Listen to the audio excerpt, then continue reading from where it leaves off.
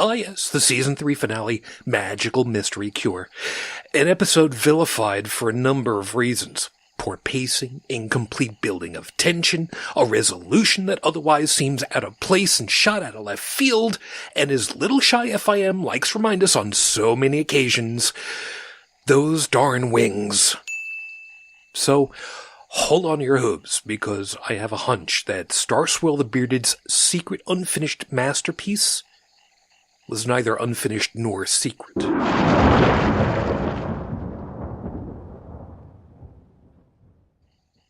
Okay, so let's get the 10,000 kilogram bugbear out of the way right off this bat.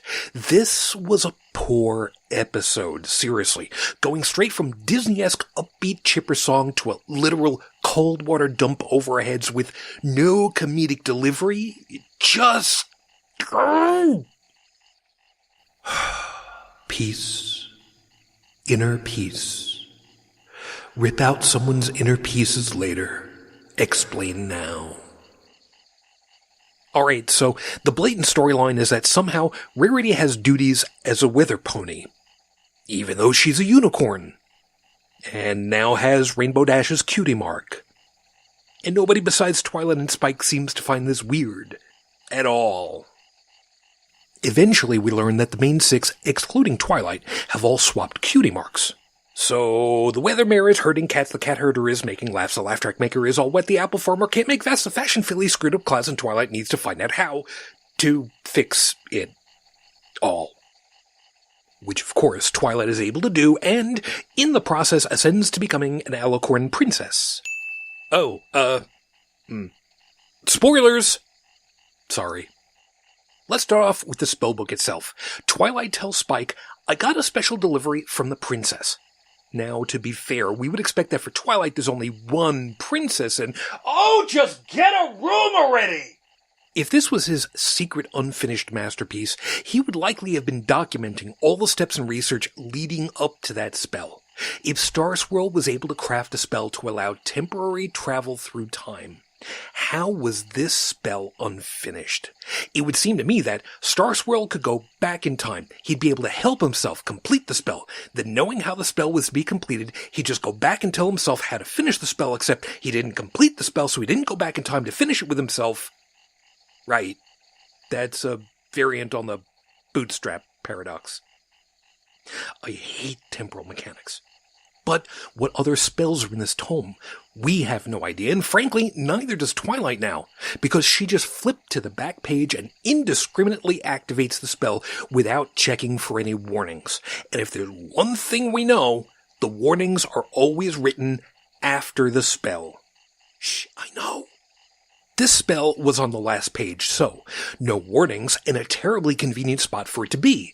It's almost like it was put there so some pony who was impatient or excited could just bypass all that boring spell research stuff and get right to the spell's page. Hold on to that a moment and let's talk about the rest of the delivery. The letter that arrived with the book said this: Dear Twilight Sparkle, the spell contained on the last page of this book is Starswirl the Bearded's secret unfinished masterpiece. He was never able to get it right and thus abandoned it. I believe you are the only pony who can understand and rewrite it. Princess Celestia. So it opens with Dear Twilight Sparkle and closes with Princess Celestia. No further honorifics or terms of endearment. It was both specifically for her and not at the same time.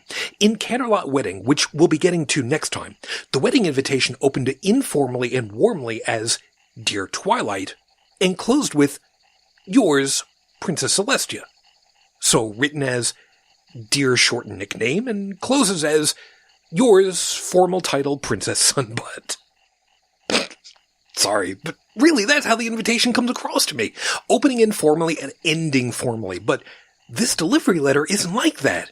It opens and closes oddly, not even a My Faithful Student or a Yours Princess. And this to me is really important.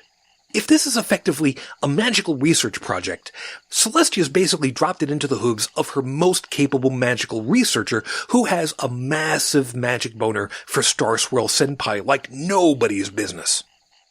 What? Tell me I'm wrong. Now back up to the delivery itself. This was sent by Princess Celestia to her prized magic student to unravel the most famous unicorn in equestrian history's last spell. Boy, you put it that way, it almost seems like this is an important piece of magical history, maybe even dangerous in the wrong hands. That's part of why I was feeling weird about this. Why was it delivered by a common delivery pony? Something like this should go through some royal channels, maybe hoof-delivered by the royal archivist or librarian. It's not like Twilight wouldn't have known all the librarians. Maybe a royal escort for protection. How about a heads-up note for Spike? I mean, a letter to warn Twilight to be home at night to receive the package would seem prudent, no? Plus, the delivery happened at night, or, at the very least, the evening. The landscape is in purples and there are stars in the sky, so Princess Celestia is off duty at this point. With something this important, she could have literally hoof-delivered it herself on the guise of a social visit. Now, be honest, do you remember what the delivery pony who brought it looked like? He was a nondescript earth pony, who had a nondescript gray body, nondescript gray eyes, and nondescript white hair and tail, wearing a nondescript blue uniform. He would have been perfect if he had been credited as Delivery Pony Generic. We don't remember him because we're not supposed to. The book was everything. The spell was the carrot on the stick. Starswirl's name on it was the Tom to Twilight's greed for more knowledge. So Twilight is caught off guard with this book, finds out what it is. Blinded with excitement, she casts the spell immediately, and the spell does what it was crafted to do. Exchange ponies' lives and cutie mark magic.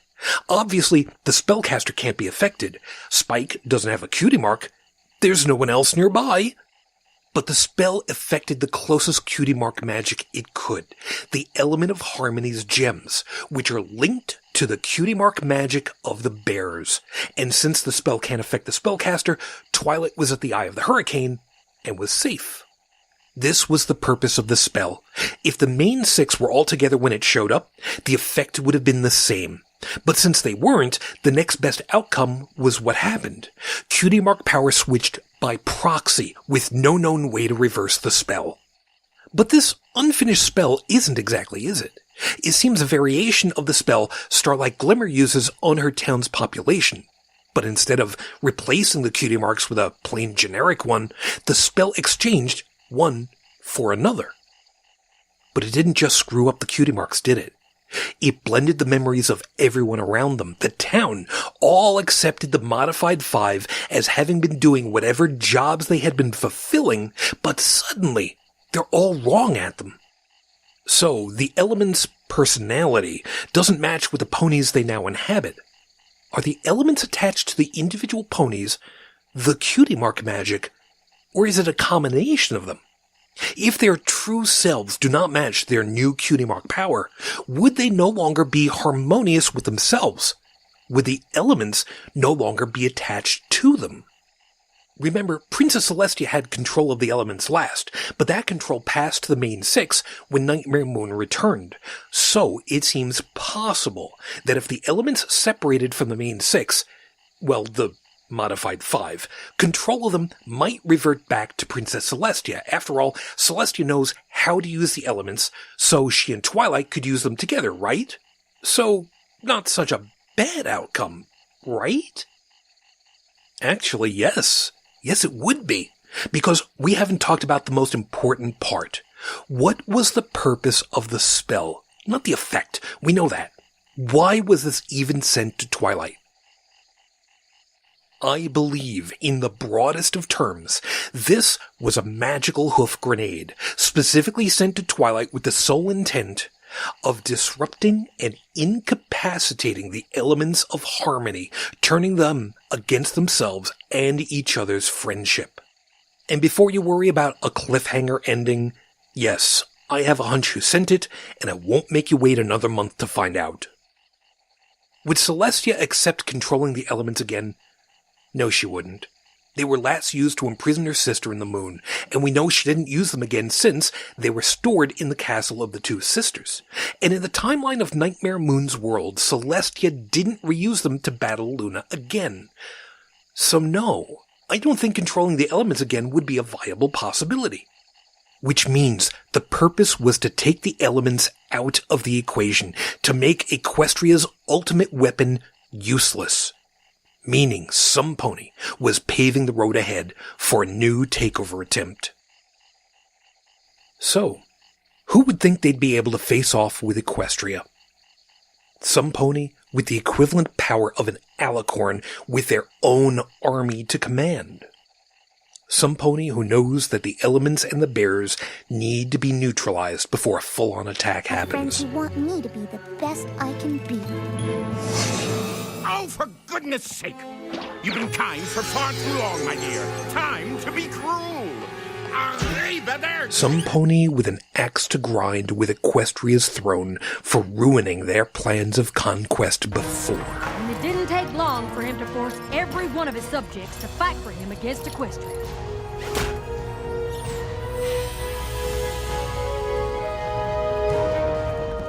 Some pony that could remain undetected until the last possible moment by using their own ability to change their appearance. Taken quite a while to find you, Shikora.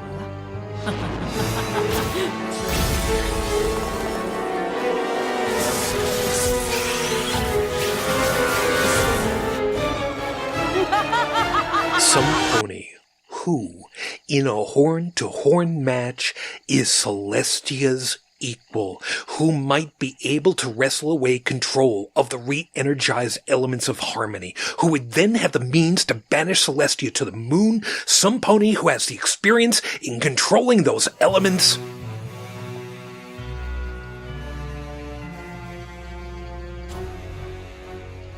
Now that's something I would like to see.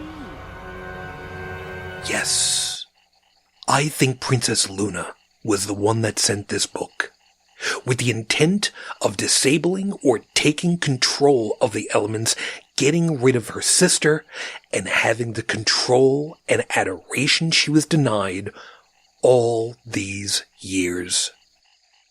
And yes, I have a hunch that I can show that Princess Luna is still Nightmare Moon. But, for that part, you'll have to wait. Until next time, safe travels, every pony. I wish you well, and may Luna watch over you.